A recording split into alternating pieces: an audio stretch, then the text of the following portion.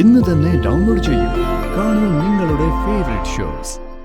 ഇനി ഞാനൊന്നും നിന്നെ കൺമുന്നിൽ കാണിക്കേണ്ട ആവശ്യമില്ല. കുപ്പയിലിടാനുള്ള ചവറ് പോലെ കണിമംഗലത്ത് നിന്ന് അധികം വൈകാതെ വരും നിന്നെ വലിച്ചെറിയും. അതാ സംഭവിക്കാൻ പോകുന്നത്. പിന്നെ യശോദയുടെ കാര്യം, അവരൊരു പാവസ്ത്രീയ. ഇത്രയും കാലം അവരൊരു കാര്യം ഭർത്താവിൽ നിന്നും മറച്ചു വച്ചത് തന്നെ അത്ഭുതം. ഇനിയിപ്പോ ഇതുകൂടി കഴിഞ്ഞ നിലയ്ക്ക് കൃത്യമായൊരു അവസരം വരുമ്പോ ദേവനാരായണൻ തിരുമേനിയോട് യശോദ അത് പറഞ്ഞിരിക്കും. അങ്ങനെ പറഞ്ഞ ആ മനുഷ്യൻ ഉചിതമായൊരു തീരുമാനം എടുക്കില്ലേ? എത്രയോ ആളുകൾക്ക് പൂജിച്ചെടുത്ത പവിത്രമായ താലി കൈമാറിയിട്ടുള്ള ആളാ. അതിന്റെ മഹത്വം പറഞ്ഞുകൊടുത്തിട്ടുള്ള ആളാ. സ്വന്തം മകളുടെ കഴുത്തിൽ കിടക്കുന്ന താലിയോട് ആ ഉത്തരവാദിത്വം അദ്ദേഹം കാണിക്കില്ലേടാ? മുത്തച്ഛന്റെ സംസാരം കേട്ടാ തോന്നും ഒരു പ്രശ്നമില്ലാന്ന്. ഒരു പ്രശ്നവും ഇല്ല.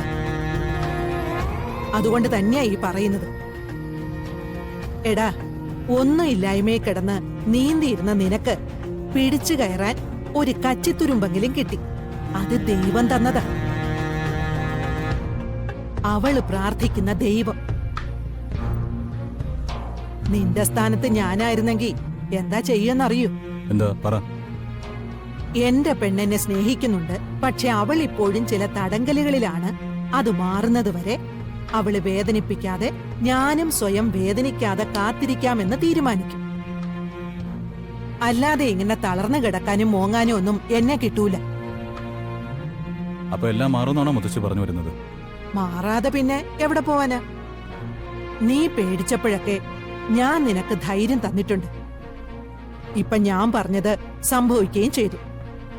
എടാ, ദൈവങ്ങൾ എല്ലാവരും കൂടി അവധിയെടുത്താലും നിങ്ങളെ തമ്മിൽ പിരിക്കാൻ ഈ ഭൂമിയിൽ ജനിച്ച ഒരു മനുഷ്യനെ കൊണ്ടും പറ്റില്ല. മനസ്സിലായോ നിനക്ക്? മുത്തച്ഛി ഇങ്ങനെ എപ്പോഴും എന്റെ കൂടെ ഉണ്ടാവണം. ഇപ്പൊ എന്റെ മനസ്സും തണുത്തിട്ടുണ്ട്. മുത്തശ്ശി പറഞ്ഞത് ശരിയാ. അയാൾ വേദനിക്കാതിരിക്കണം, ഞാനും സ്വയം വേദനിക്കാതിരിക്കണം.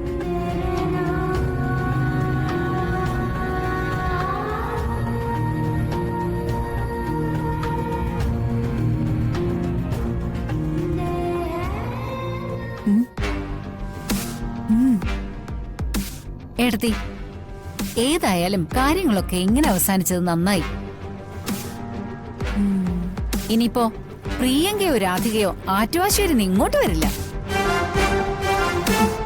ശാപങ്ങൾ ഒഴിഞ്ഞു പോയെന്ന് കരുതിയാ മതിയമ്മേ. ചേച്ചി അനിയത്തിയും കൂടെ ഒരു ഭർത്താവിന് പങ്കുവെക്കുന്നതും അവരുടെ സംസ്കാരമായിരിക്കും. പക്ഷെ നമുക്കത് അനുവദിച്ചു കൊടുക്കാൻ പറ്റില്ലല്ലോ. അമ്പലത്തിൽ വെച്ച് പ്രിയങ്കയ്ക്ക് എല്ലാം ബോധ്യപ്പെട്ടത് നന്നായി. അല്ലെങ്കിലേ നമ്മളായിരിക്കും കുറ്റവാളികളാവുക. ഏട്ടത്തി ഒരു കാര്യം ചെയ്. ഏട്ടനോടെ ഇനി ഈ കാര്യം പറയാൻ അധികം വൈകണ്ട. ഈ ബന്ധം അവസാനിപ്പിച്ചിട്ട് വരുണിന് നല്ലൊരു പെണ്ണിനെ നോക്കാം. നമ്മുടെ കുടുംബത്തിന്റെ അന്തസ്സിന് യോജിച്ചത്. കൽപ്പനയുടെ അനിയത്തി ആലോചിച്ചപ്പോ അതങ്ങ് സമ്മതിച്ചാ മതിയായിരുന്നു. ചെറിയ മോന്ന് നിർത്തുന്നുണ്ടോ? ഇവിടെ ഇപ്പൊ അതാണോ സംസാരിക്കണ്ടേ? പാവം അമ്മയുടെ ഇരിപ്പ് കണ്ടില്ലേ? ഓ, ഇതില് കൂടുതൽ എന്ത് ഭാരം അമ്മയുടെ തലയ്ക്ക് വരാനുള്ളത്? ഏട്ടത്തി ഉറച്ചു തന്നെ നിക്കണം. എന്നാലേ കാര്യങ്ങൾക്കൊരു തീരുമാനം ഉണ്ടാവൂ.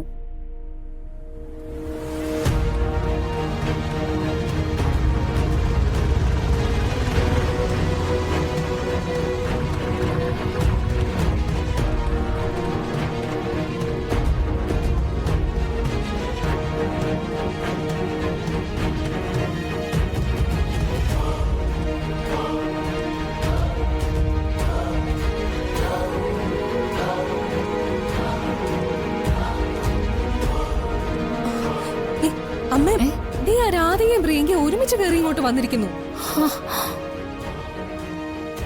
ഇവരെന്തിനാ വീണ്ടും ഒരുമിച്ച് ഇങ്ങോട്ട് വന്നിരിക്കുന്നേ?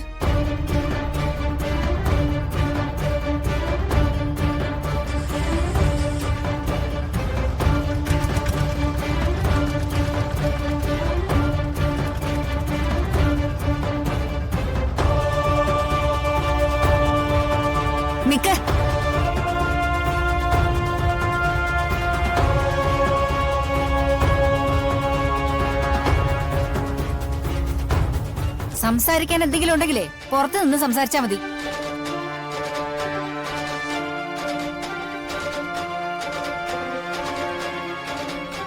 എന്താ ചെറിയമ്മ കാര്യം? നീ എന്താ പൊട്ടം കളിക്കാണോ? കൽപ്പനയും നീയും കൂടി അമ്പലത്തിൽ പോയപ്പോ കാണേണ്ടതെല്ലാം നീ കണ്ടതല്ലേ? പിന്നെ എന്തിനാ ഈ നാട്യം? ചേച്ചിയുടെ മനസ്സിലും വരുണിനോട് ഒരു താല്പര്യവുമില്ല. വരുണ ചേച്ചി ബുദ്ധിമുട്ടിക്കുന്നെ. ഓ, പുതിയ കള്ളക്കഥയായിട്ട് അച്ഛനും അമ്മയും ഇറക്കി വിട്ടതായിരിക്കും രണ്ടുപേരെ. അമ്മേ, ഇവള് പറയുന്നതൊന്നും വിശ്വസിക്കരുത്. അമ്മേ, ഞാൻ പറഞ്ഞതാ സത്യം. അമ്മയും ചെറിയമ്മ ഏട്ടത്തെയൊക്കെ പറയുന്നത് പോലെ വരുണിനെ വെറുപ്പിച്ച് അകറ്റാനും എന്നെ വരുണിനെ ഒന്നിപ്പിക്കാനും വേണ്ടിയാ ചേച്ചി ഇപ്പൊ എന്റെ കൂടെ വന്നത്.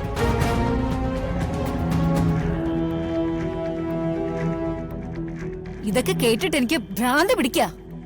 നാണം ഉണ്ടോടി നിനക്ക്? അതോ ഭർത്താവിനെ പങ്കുവെച്ചോളാൻ അച്ഛൻ അനുഗ്രഹിച്ച് വിട്ടിരിക്കുകയാണോ രണ്ടുപേരെയും? ഉർവശി, ഞാനൊന്നും പറയുന്നില്ല ഏട്ടത്തി. പക്ഷേ ഈ തിരിച്ചു വരവേ അത്ര നല്ലതിനല്ല. കണിമംഗലത്തിന്റെ ഉത്തരത്തിലെ ആരൊക്കെ കെട്ടിത്തൂങ്ങി ആടുമെന്ന് വൈകാതെ നമുക്ക് കാണാം.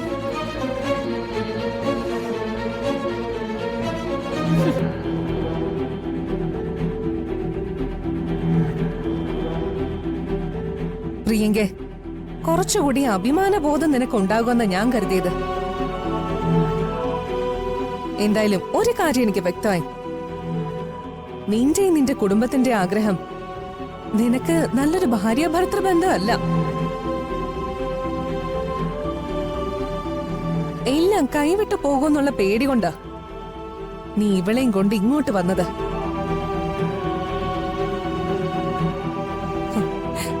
ഇനി ഞാനൊന്നും നിന്നെ കൺമുന്നിൽ കാണിക്കേണ്ട ആവശ്യമില്ല. കുപ്പയിലിടാനുള്ള ചവറ് പോലെ കണിമംഗലത്ത് നിന്ന് അധികം വൈകാതെ വരും നിന്നെ വലിച്ചെറിയും. അതാ സംഭവിക്കാൻ പോകുന്നത്.